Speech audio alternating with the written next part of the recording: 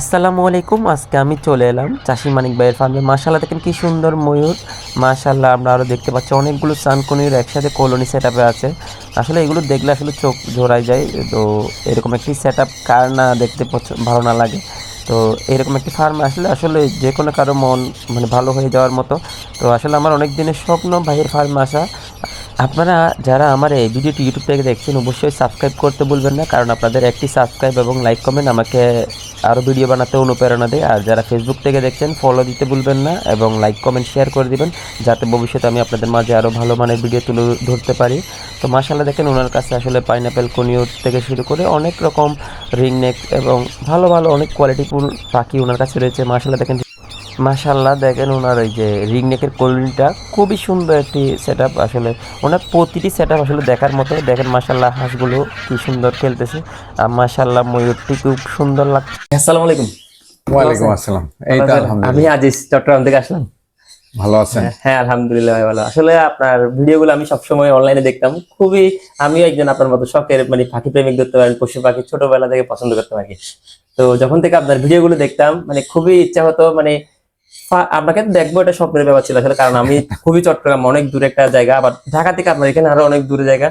আসলে প্রত্যেক পাকালের মানে স্বপ্ন হবে এরকম একটা ফার্ম দেওয়া, একটা এত সুন্দর একটা ফার্ম ভিজিট করা। দেওয়ার চাইতে মানে ভিজিট করাটা একটু অনেক স্বপ্নের, কারণ দেওয়ার তো সবার সামর্থ্য থাকে না, আর ওরকম একটা পরিবেশও থাকে না সবার কাছে। তো আপনার ভিডিওগুলো দেখে অনেক মানুষ কিন্তু অনুপ্রেরণা পাই। অনেকে হয়তো বিভিন্ন ধরেন বিভিন্ন ফার্ম, মুরগির ফার্ম বা ছাগলের ফার্ম বা অনেকে পাখির ফার্ম করতে চাই। তো ওগুলো আপনার গুলো দেখে আসলে অনুপ্রেরণা পাই। অনেকে ধরেন লেখাপড়ার পাশাপাশি এগুলো করতে চাই, করে মোটামুটি দেখলাম অনেকে আর্নিং হয়েছে, কিন্তু ওইভাবে আপনার সাথে দেখাটা তারপরে করা হইলো না। যেটা আমি নিজে একজন আজকে প্রায় 5-6 বছর ধরে পাখিটা পালি। মূলত আপনার ভিডিওগুলো যখন আমার চোখে আসতেছে যে পাখি পালতেন, বিভিন্ন কলোনির পাখি, এমনকি বললাম না আপনার যে সানকোনের গুলো আপনি সুপার টাইম করে ফ্রি ছেড়ে দিতেন। ফ্লাইটে হ্যাঁ হ্যাঁ, যেগুলো ছিল। ওটার জন্য আবার অনেকের অনুপ্রেরণা পাইছে যে ওরকম দুইটা পাখি পালবো। আর ওই দুইটা পাখি পালতে গিয়ে দেখা যাচ্ছে ওরা পাখির সাথে সম্পৃক্ত হয়ে কি ওইটাই মানে আসক্ত হয়ে গেছে। তো আপনার এরকম একজন যদি মানে দর্শক বা শ্রোতা আপনার কাছে এসে ওদের অনুভূতি প্রকাশ করা আপনার কেমন লাগে? এরকম হাজারো দর্শক আপনার কাছে আছে, এরকম ভিডিও দেখে আসতে চায়, অনেকে আসতে পারে নাকি, তো আপনার অনুভূতি কেমন লাগে ওটা? এটা তো আসলে নিঃসন্দেহে ভালো লাগার মতোই একটা হ্যাঁ বিষয় যে কেউ আমাকে দেখে মোটিভেশনটা পায়, হ্যাঁ। অনুপ্রেরণাটা পায়। হুম, তো আলহামদুলিল্লাহ, ছোটবেলা থেকেই তো আসলে এই পশু পাখি এগুলো নিয়ে আছি। হ্যাঁ আর কমার্শিয়ালি যদি আমার যাত্রাটা শুরু বলি, সেটা হচ্ছে যে 2011-12 সাল থেকে হচ্ছে 2011-12 কমার্শিয়াল মাশাআল্লাহ। ফার্মিংটা। হুম তো তখন থেকে আজ অব্দি মানে মানে এই কথাটা অনেকবারই শুনছি যে আপনাকে দেখে এটা শুরু করছি, হ্যাঁ আপনাকে দেখে ওইটা শুরু করছি। হ্যাঁ তো হ্যাঁ এইখানে আমি একটা মানে পরামর্শ দিতে চাই হ্যাঁ যারা এই অবশ্যই। ভিডিওটা দেখতেছেন, হ্যাঁ হ্যাঁ যে আমি সবসময়ই কিন্তু একটা মেসেজ দেওয়ার চেষ্টা করি যে হ্যাঁ কাউকে দেখে বা কাউকে অনুকরণ করে কিছু একটা করা, এটা কিন্তু বোকামি। হ্যাঁ হ্যাঁ হ্যাঁ আগে বিষয়টা আপনার ভেতর থেকে আসতে হবে হ্যাঁ, যে না, অবশ্যই। ভালো লাগার বিষয়টা কিন্তু ভালোবাসা কাউকে থেকে আসতে হবে। দেখে না, হ্যাঁ। জাস্ট মন থেকে আমার এটা টানে কিনা হুম বা আমি এটা ফিল করি কিনা। হুম যখন দেখবেন যে একটা কিছুর প্রতি আপনার মন থেকে একটা আকর্ষণ তৈরি হয়েছে, যে হুম ওইটার কাছে থাকতে বা ওইটার সহচর্য পেতে আপনার হুম ভালো লাগবে, হুম, মন থেকে আপনি ফিল করবেন যে হ্যাঁ আপনার আপনার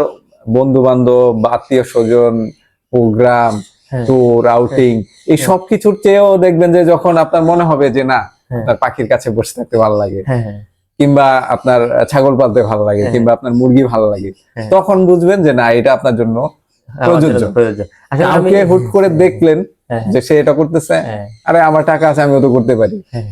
এইটাতে কিন্তু আপনি সার্ভাইভ করতে পারবেন না বা বেশি দিন আপনার শখটাকে ধরে রাখতে পারবেন না। আসলে আমি যখন মানে আমার শুরুটা হচ্ছে একটা বাজিগার পাখি, আমার ভাইয়ের অফিসে উড়ে আসছিল। পরে ওটাকে আমি ওই রাতে আমি প্রায় একটা 5 লিটার বোতলকে মনে হয় 10,000-এর উপর ছিদ্র করে ওটাকে একটা খাঁচা বানাই ফেলছি। তো ওই খাঁচা বানাই ওটার আবার জানলা সিস্টেম বানাইছি, দরজা সিস্টেম বানাইছি, ওটার ভিতর পাখি প্রায় 1 সপ্তাহ রাখছি। পরে পাখির দোকানে গেলাম, বললো যে এটা তো এরকম থাকে না, এটা খাঁচার মধ্যে থাকে। তো আমি খাঁচা দিল, আবার একটা পাখি দিল, ওটা নিয়ে আবার রাখলাম অনেকদিন, মানে ব্রিড করানোর অনেক রকম চেষ্টা করছি। এমনকি আমি যখন ব্রিড করাতে পারতেছি না, আমি তারপরে প্রত্যেকদিন পাখির দোকানে গিয়ে বসে থাকতাম। প্রত্যেকদিন আমি পাখির দোকানে মানে কি একদিনে 3-4 বার পর্যন্ত যেতাম, ওর কি পাখি আসে এগুলো দেখতাম, শুধু সুন্দর দেখতাম। মানে এটাই এটাই কি আপনি বলতে চাচ্ছেন আপনি? আমি জাস্ট এইটাই বলতে যাচ্ছি হ্যাঁ যে কাউকে দেখে অনুকরণ করার, যদি আপনি বিজনেস পারপাস এগুলো হুম, করেন, হুম, সেটা যে কোনো বিজনেস হইতে পারে, হ্যাঁ বার্ডের বিজনেস হইতে পারে, হ্যাঁ লাইভ অ্যানিমেল যে কোনো কিছু, হ্যাঁ কিংবা অন্য কোনো বিজনেস। হ্যাঁ দেখলেন যে আপনার ফ্রেন্ড সার্কেলের মধ্যে বা আত্মীয় স্বজনের মধ্যে কেউ ধরেন গার্মেন্টস ব্যবসায় খুব ভালো করতেছে, আপনি দেখে হুট করে ঝাঁপায় পড়লেন, আরে আমিও তো আমার সব সুযোগ সুবিধা আছে, আমিও তো একটা গার্মেন্টস ব্যবসা শুরু করতে পারি, একটা বিষয় তখন কিন্তু আপনি ফেইলিওর হবেন। আমি অনেক বিষয়টা মন থেকে আসতে হবে, শিখতে হবে। এই যে আপনি যেটা বললেন যে আমি পাখির দোকানে যাই বসে থাকতাম, পাখি দেখতাম, পাখি দেখতাম, ভালো লাগে, এই ভালো লাগার কাজটা কিন্তু কেউ জোর করে পোশাক করে না, সেটা আপনার মন থেকে একটা ফিল আসছে। পাখি তখন আমার শুধুমাত্র একটা তো পালায় আসছে, আর একটা হচ্ছে আমি কিনে নিছিলাম। তখন থেকে আমি পাখিটা দেখে থাকতাম, যে পাখির দোকানে গিয়ে দেখতাম ওর পাখি কি আসছে, কিন্তু নিতে পারতাম না, হয়তো সবসময় তার নেওয়ার মতো হয় না। তো ভালো একটা ফার্ম দেখলো, এখন ওর ফার্মে গিয়ে দেখলো যে খুবই ভালো বাচ্চা প্রোডাকশন করতেছে, তারা বাচ্চা প্রোডাকশন করে দেখেও বাচ্চাগুলো সেল করবে, অবশ্যই ওর জন্য বুঝাইতে হবে। তো পাখির ফার্মে লাভ আছে, আসলে লাভ আছে, ব্রিড করাতে পারলে অবশ্যই লাভ আছে। কিন্তু এখন যে আপনার ফার্মে আসছে দেখতে ও তো আসলে ব্রিড সম্পর্কে জানে না। হ্যাঁ, আপনি যতই বলুন ওর ব্রিডিং মানে কোর্স বা সবকিছু শেখায় দেওয়ার পরে আসলে ও তো আর মানে না, যে যেটা আপনি অভিজ্ঞতা দিয়ে আসছেন ওটা ওর পক্ষে সম্ভব না। তো অনেকে দেখা যায় এভাবে সরকারি চাকরিজীবীরা আসছে, বা অনেক মানুষ এসে খুব তাড়াতাড়ি এসে আবার খুব তাড়াতাড়ি চলে গেছে, এরকম দেখলাম। কিন্তু যারা কষ্ট করে আসছে ওরা কিন্তু দীর্ঘদিন সার্ভাইভ করতে পারছে। এই জায়গাটা তো আসলে একটু আগে আমি কিন্তু এই জায়গাটাই বোঝানোর চেষ্টা করছি যে আপনার প্রেরণাটা কিংবা তাড়নাটা, আপনার আর্জটা ভেতর থেকে আসছে, যে আপনি এটাকে ফিল করতে হবে। আপনি জাস্ট হচ্ছে দেখলেন যে একটা পাখির বাচ্চা 30,000 40,000 টাকা বিক্রি হয়, কিংবা ধরলাম 10,000 টাকায়, একটা ছোট্ট একটা পাখির বাচ্চা 10,000 টাকা, মানে চিন্তা করতেও কিন্তু অনেক ইয়া লাগে যে আমাদের সমাজের একটা বড় অংশের মান্থলি স্যালারি বা ইনকামও কিন্তু 10-12 হাজার বা 15,000-এর বেশি না। আর একটা পাখি ডিম দেয় 3টা 4টা, একটা বাচ্চা বিক্রি করা যায় 10-15 হাজার টাকা। যে এইটা যখন তার হঠাৎ করে তার মাথায় ঢুকে, মানে লোভে পড়ে যায় যে আমিও এরকম করব।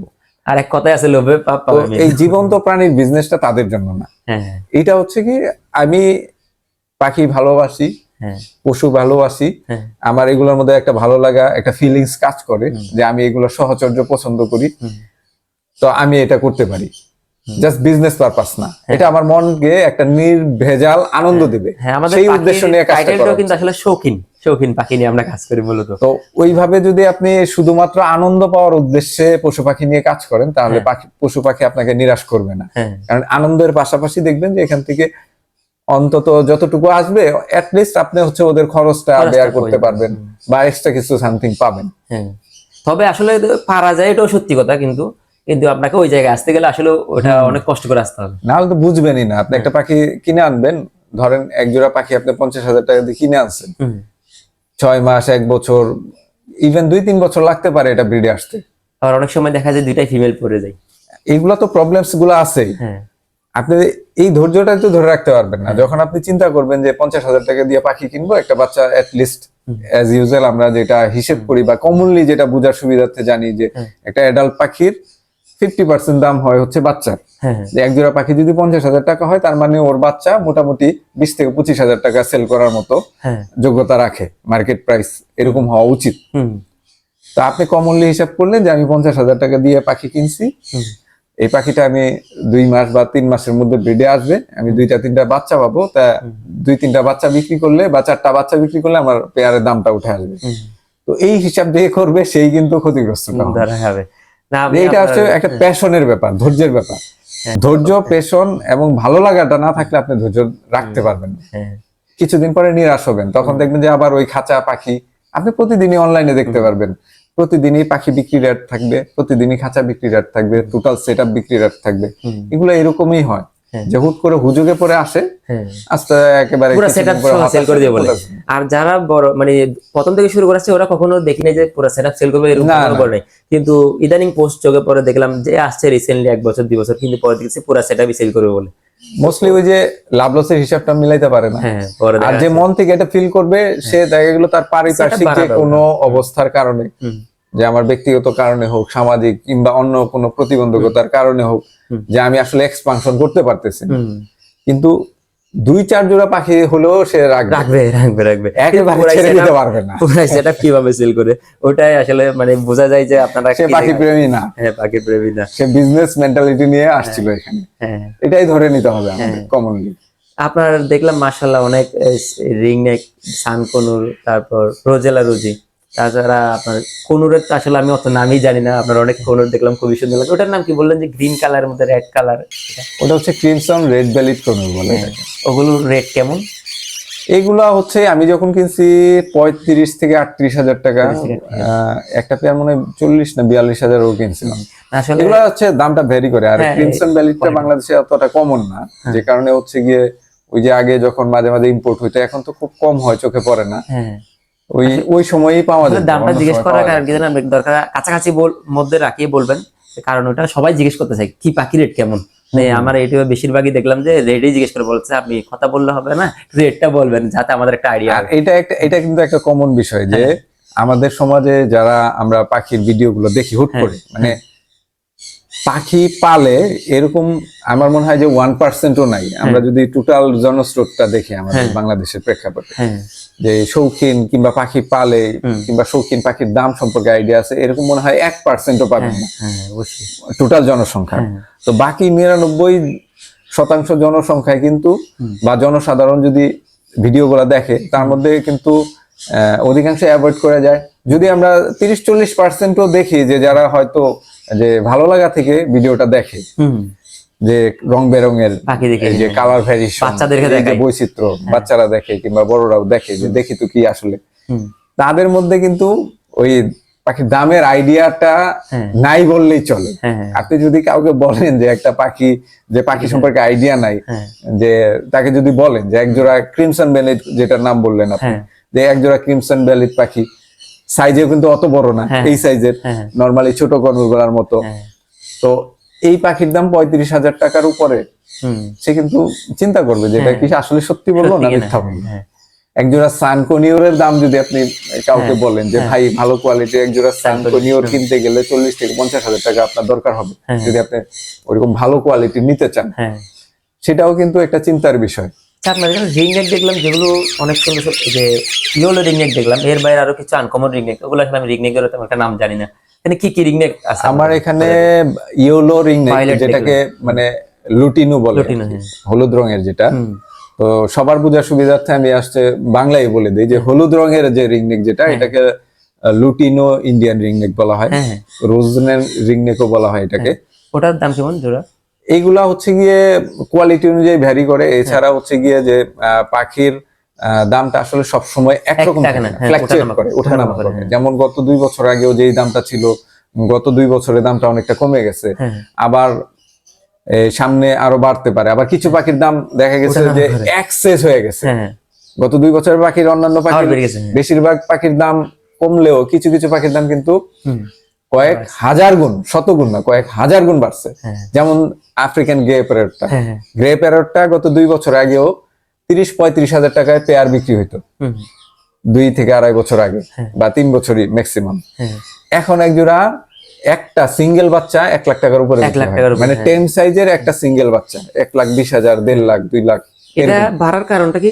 চাহিদা বেশি মোস্টলি হচ্ছে কি, এটা ইম্পোর্ট হইতো আগে প্রচুর, এখন ইম্পোর্টটা বন্ধ, যে কারণে এটার দাম বেড়ে গেছে। বাকি অংশ পরের ভিডিও আমরা তুলে ধরবো। সে পর্যন্ত আমাদের সাথে